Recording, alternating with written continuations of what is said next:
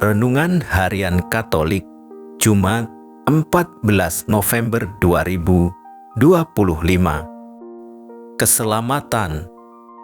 Barang siapa berusaha memelihara nyawanya, ia akan kehilangan nyawanya, dan barang siapa kehilangan nyawanya, ia akan menyelamatkannya. Lukas bab 17 ayat 33. Saudara-saudara, adalah normal bahwa setiap orang berusaha untuk selamat. Kalau kita sedang sakit, pasti kita mencari cara untuk sembuh. Kalau kita sedang tersesat atau terancam nyawa, pastilah kita berusaha menemukan jalan agar selamat. Kita pasti berusaha untuk tidak kehilangan nyawa. Dalam bacaan Injil hari ini, Yesus mengajak kita untuk mengingat berbagai peristiwa pada zaman Nuh dan peristiwa Sodom dan Gomora. Orang mesti belajar dari kedua peristiwa itu. Pada zaman Nuh, setelah Tuhan memperingatkan manusia akan datangnya banjir besar, mereka tetap sibuk dengan pekerjaannya karena tidak mendengarkan peringatan Tuhan. Ketika banjir besar datang, waktu persiapan telah lewat dan hanya mereka yang membeberkan Tuhan dan menjadi bijaksana, yaitu Nuh dan keluarganya yang selamat. Demikian pula dengan peristiwa Sodom dan Gomora. Atas perbuatan jahat para penghuni kedua kota itu, Allah mengingatkan mereka untuk bertobat. Jika tidak, Sodom dan Gomora akan dimusnahkan. Ternyata mereka tetap berkeras hati dan tidak mendengarkan peringatan Tuhan itu. Mereka yang setia kepada Tuhan diselamatkan, yaitu Lot dan keluarganya.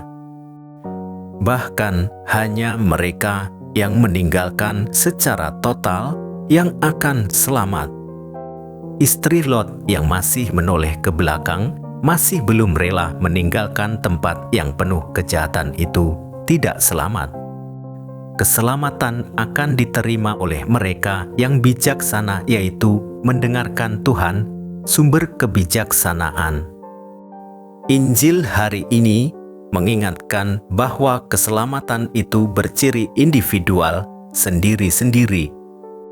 Karenanya orang sedang melakukan pekerjaan yang sama akan berbeda nasibnya, tergantung dari sikap dan hidupnya.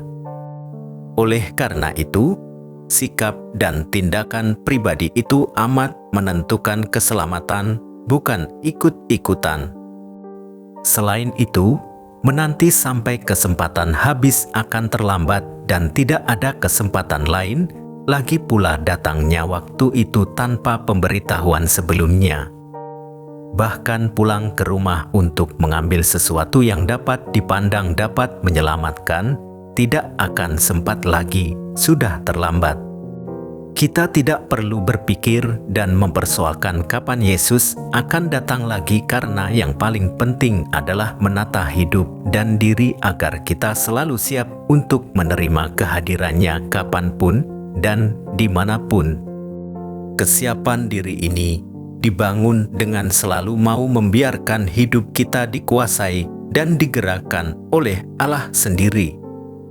Jika kita selalu taat dan dengan sukacita melaksanakan kehendak-Nya, maka kita tidak akan panik jika Dia datang.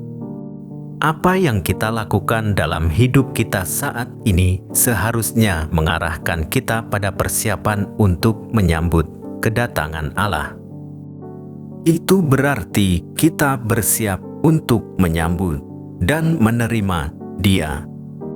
Karena itu, hidup penuh kasih sesuai dengan ajaran Yesus adalah cara kita mempersiapkan diri untuk menyambut kedatangan-Nya. Berbahagialah siapa saja yang senantiasa berjaga-jaga menyambut kedatangan Tuhan. Yesus mengajar mereka dengan memberi contoh Nuh dan Lot. Pada zaman mereka itu, orang-orang sibuk makan dan minum, berpesta dan hidup senang, tetapi sayang mereka lupa Tuhan. Nyawa mereka melayang seketika ketika bencana datang.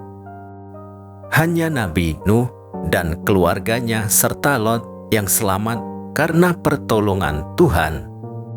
Yesus mengingatkan agar kita seperti Nuh dan Lot, setia dan berpasrah pada Allah, lalu Allah sendirilah yang akan menyelamatkan nyawa kita.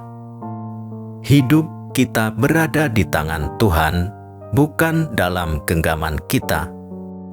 Banyak cerita tentang orang yang selamat dari gempa dan bencana membenarkan hal itu.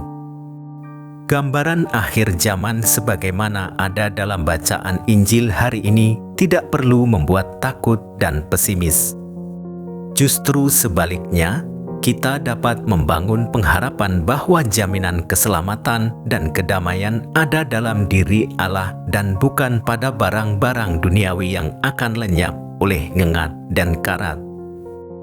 Kita boleh kehilangan kekayaan, kedudukan, dan orang-orang yang kita cintai karena kebahagiaan yang sejati tidak tergantung pada semuanya itu.